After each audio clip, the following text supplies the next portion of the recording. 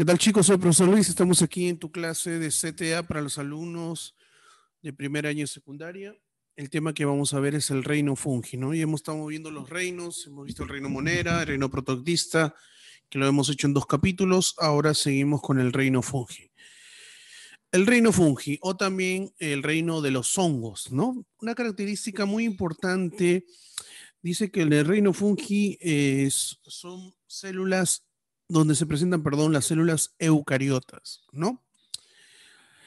También tiene una sustancia muy importante llamada quitina que se encuentran, ¿no? Bueno, en la pared celular y especialmente lo podemos encontrar en las sustancias que se encuentran en la concha de los cangrejos, ¿no? Son pluricelulares, los hongos no pueden hacer su propio alimento, usan los alimentos sintetizados de otros organismos. Eh, los hongos necesitan humedad, muchos no pueden vivir donde hay luz solar. También la mayoría son saprófagos, es decir, se alimentan de restos muertos. Están formados por masa de filamentos, es decir, muchos núcleos dentro de un citoplasma común, ¿no? Tienen varios núcleos.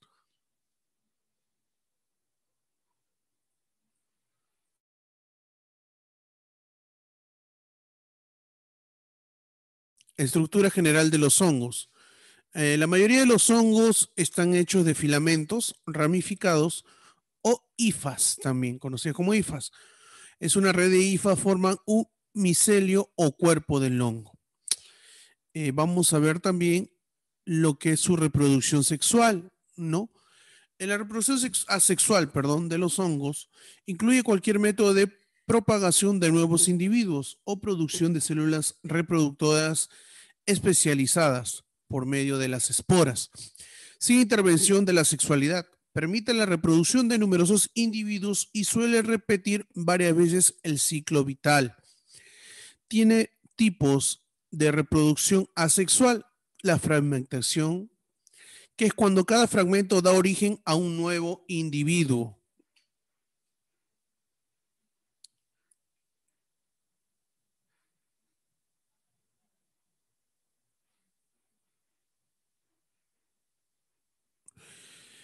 Eh, Fisión de células somáticas en células hijas. Eso quiere decir que se representan en las levaduras que son verdaderos hongos, ¿no? También la gemación de células o esporas somáticas, donde cada yema produce un nuevo organismo, ¿no? Es en sí lo más importante. En la reproducción sexual podemos encontrar, tiene un lugar casi siempre en las condiciones adversas e implica una unión de una célula de dos juegos de cromosomas para formar un cigoto. Los órganos sexuales se denominan gametangios y el proceso de unión implica la plasmogamia. Plasmogamia es el proceso de unión, ¿no? También la cariogamia y la meiosis. Tenemos aquí unas características, la plasmogamia, unión de dos protoplasmos y la reunión de los dos núcleos de una célula. Eso es lo que significa la plasmogamia. La cariogamia es la unión de los dos núcleos posterior a la plasmogamia, ¿no? El siguiente proceso. Y finalmente en la meiosis paso al estado haploide. La plasmogama y cariogamia son casi simultáneos en los hongos, ¿no? El momento de la reproducción, pero están separados en el tiempo, ¿no? Hay un tiempo intervalo en estos dos procesos y el espacio entre los hongos es más complicado. Los gametangios son los órganos sexuales que producen células sexuales diferenciadas con uno o más núcleos gaméticos. Ajá. Eso quiere decir que los gametangios son los órganos sexuales de los hongos. Acuérdate, eso también puede venir en el examen, ¿no? Clasificación de los hongos. La primera clasificación es el cigomicetos, ¿no? Producen esporas. También sus hifas son llamadas rizoides por un parecido a una raíz, ya que fijan a los hongos y absorben los nutrientes. Son saprófagos, se alimentan de restos muertos. Ahí tenemos al moho del pan, ¿no? Especialmente los hongos también tienen características sobre el moho, ¿no? ascomicetos presentan un receptáculo llamado asca, y lo vamos a ver en un videíto. Son el grupo de mayor número de especies del reino. También se desarrollan el asca, donde es desarrollado entre 2, 4 a 8 o 16. ¿No? Las esporas asexuales se transforman externamente en las plantas, ¿no? Tenemos ejemplo aquí, las levaduras, las trufas, las neurosporas, ¿no? El moho rojo del pan, con un papel fundamental en la genética. El Claviceps purpurea, que es la comenzuelo del centeno, ya lo vamos a ver también en el video, no se preocupen. Perdón. También otra clasificación son los basidios diomicetos, donde sus características principales son que las esporas se producen en una estructura llamada basidium, las hifas con pared septadas, su micelio es muy desarrollado, sus células están rodeadas de una pared de quitina. Ejemplo, tenemos el champiñón, los hongos venenosos, los rollas y carbones son parásitos, algunos de los cuales causan severas pérdidas en los cultivos, ¿no? Tenemos aquí el deuteromicetos, son una clase de hongos y se le considera de clase artificial, ya que no ha sido demostrada como en su reproducción también se les llama hongos imperfectos. Son hongos cuya reproducción sexual generalmente se desconoce, no hay conocimiento. Algunos son parásitos que causan enfermedades en plantas y animales. Aquí tenemos el Pecillidium, el Aspergillium y el Tricopitón. Ocasiona el Piedacleta, ¿no? Esos son hongos que también habitan, como les digo, en los seres vivos, ¿no? Importancia económica de los hongos. ¿Para qué nos sirven los hongos en nuestra sociedad o para la industria, no? Dice que ayuda en producción de alimentos fermentados, enzimas y ácidos orgánicos, los zigomicetos. Los ascomicetos como alimentos, encontramos las colmenillas, las trufas, industria del vino, cerveza, panificación Ángeles, ¿tú no y escuchas que usos tocan? medicinales. Yo estoy en clase. También los basidiomicetos sirven también para los alimentos, las setas, producción de hongos comestibles para los medicamentos también, ¿no? Y los deuteromicetos, donde encontramos al queso, los antibióticos y control biológico. Tenemos un gran personaje, ¿no? Que tenemos acá, Alexander Fleming, bacteriólogo británico, estudió medicina en Londres, descubrió la lisocima. En 1939 descubre que el moho, el Penicillium natatum, actúa sobre los gérmenes. La utilización de la penicilina en un ser humano se realiza por primera vez en 1941. Fleming expone el proceso en su libro La penicilina y sus aplicaciones prácticas.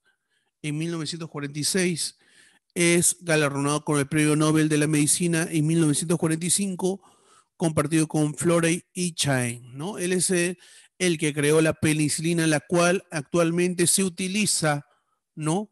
Basada, mira, en un moho, ¿no? En un ser vivo del reino fungi, ¿no? Vamos ahorita a ver un video para aclarar un poquito estos términos que nos complican a todos. Comenzamos. El reino fungi es la clasificación donde se agrupan los hongos. En este se incluyen organismos como las levaduras del pan y la cerveza, los tizones, los mohos de las frutas y los champiñones, muchos de ellos con formas y funciones que nos son familiares como seres humanos. Se trata de un grupo muy numeroso de organismos. Inicialmente se pensaba que en este había más de 100.000 especies y hoy en día supera el 1.500.000. Con lo que los hongos, al menos respecto al número de especies, representan el segundo grupo más grande después del de los insectos. Es importante destacar que los miembros de este reino comprenden más del 90% de la biomasa terrestre, sumada por los organismos procariotas e invertebrados. lo que los hace el grupo de organismos más abundantes sobre la Tierra en términos de biomasa del suelo. Así, los hongos están ampliamente distribuidos en la biosfera. Pueden encontrarse hongos en los hielos antárticos, en las playas y los bosques tropicales, en los paisajes nórdicos y en latitudes medias. Viven en el suelo, en el agua, en la superficie de montañas rocosas e incluso en agua de mar. Pueden ser parásitos de plantas, de peces, de insectos y de grandes animales vertebrados como los mamíferos, es decir, en todos los organismos vivos. Características del reino fungi. Los hongos conforman un complejo grupo de organismos que, a pesar de las muchas diferencias que puedan tener entre sí, comparten algunas características destacables. Son organismos eucariotas. A diferencia de las bacterias y las arqueas, pero tal y como los animales y las plantas, los hongos son eucariotas, es decir, tienen un núcleo y sistemas membranosos que definen otros orgánulos en el interior de sus células. Aunque se clasifican en grupos diferentes, muchos autores están de acuerdo con que las células de los hongos son más parecidas a las de los animales que a las de las plantas, especialmente respecto a las características de sus orgánulos internos. Tienen pared celular. La razón por la cual los hongos se clasificaban junto con las plantas tiene que ver con el hecho de que sus células, aunque no poseen clorofila, están rodeadas por una pared que las protege, así como las células vegetales. Sin embargo, las diferencias en la composición de esta pared son las que los separan del grupo de las plantas. Las plantas tienen paredes celulares formadas por un compuesto químico llamado celulosa, y los hongos tienen paredes celulares formadas por otro compuesto diferente conocido como quitina. Hay que recordar que este compuesto, la quitina, es el mismo material del cual están hechos los exoesqueletos de muchos insectos y mariscos, artrópodos, animales invertebrados. Son organismos sésiles y multicelulares. Con algunas excepciones, la mayor parte de los hongos son organismos multicelulares, es decir, están formados por varias células que de alguna forma están conectadas entre sí. Además, son organismos sésiles, es decir, que tal y como las plantas, estos no pueden moverse y están siempre en el mismo lugar donde echan raíces. Son heterótrofos. Las plantas son organismos autótrofos, producen su propio alimento, y los animales son organismos heterótrofos, se alimentan de otros organismos. Los hongos también son heterótrofos, y muchos de ellos obtienen la energía que necesitan para vivir de materia orgánica en descomposición o de desechos de otros organismos y no de otros organismos vivos. Tienen hifas y micelios. Todos los organismos clasificados dentro del grupo de los hongos, es decir, en el reino fungi, tienen una forma muy curiosa de crecimiento vegetativo. Crecen a partir de los extremos de unos filamentos llamados hifas, las cuales pueden agruparse para formar un cuerpo conocido como micelio. Los micelios son, por tanto, las estructuras que se encargan de absorber la materia orgánica, el alimento que ha sido digerido externamente, desde el medio que los rodea. Las hifas que forman estos micelios se asemejan a unas hebras filamentosas, las mismas por tiras de células que están en contacto entre sí de una forma tal que los nutrientes absorbidos pueden fluir de una hacia otra sin muchos obstáculos. El micelio de un hongo, dependiendo de la especie, le permite crecer bien sea sobre el suelo, en el agua, sobre tejidos en descomposición, sobre tejidos vivos, etc. Clasificación. Los hongos son un grupo monofilético, es decir, que sus miembros tienen un mismo ancestro común. Este grupo está compuesto por 7 filos: Chytridiomycota, Blastocladion mycota, Neocalimastigon mycota, Microsporidia, Glomeromycota, Ascomycota, y Basidiomycota. Filo Citridiomycota. En este filo se agrupan organismos saprófitos y parásitos que pueden, además, ser unicelulares o filamentosos. Pueden formar micelios y se reproducen asexualmente formando esporas asexuales. Tienen dos clases, Citriodiomycetes y Monoblepharidiomicetes. Filo Blastocladiomycota. Está compuesto por hongos que son parásitos de plantas y de animales, y por algunos hongos saprófitos. Incluye organismos acuáticos y terrestres, cuyos ciclos de vida presentan alternancia de generaciones entre la fase haploide y la diploide. Solo contiene una clase, Blastocladiomycetes. Filo Neocalimástigomycota. A este grupo pertenecen organismos que se encuentran en el tracto digestivo de muchos animales herbívoros, por lo que muchos de ellos son anaerobios, viven en ausencia de oxígeno O2. Muchos producen esporas asexuales con uno o dos flagelos. Sus células, en vez de tener mitocondrias, tienen hidrogenosomas, unos orgánulos que se encargan de la formación de energía en forma de ATP. También conforman una sola clase, Neocalimástigomycetes. Filo Microsporidia. En este filo se incluyen hongos parásitos de animales y de organismos protistas, ya que las relaciones filogenéticas de este grupo no han sido completamente esclarecidas. Este filo no está subdividido en clases. Filo Glomeromycota. Estos hongos son hongos simbiontes, mutualistas obligados. Las especies pertenecientes a este filo se asocian con las raíces de muchas plantas y establecen relaciones simbióticas con ellas.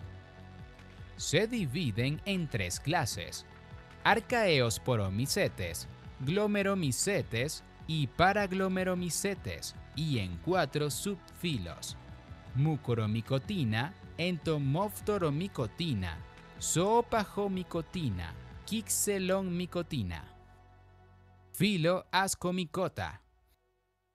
También conocidos como los hongos de saco, los organismos pertenecientes a este filo pueden ser simbiontes en líquenes.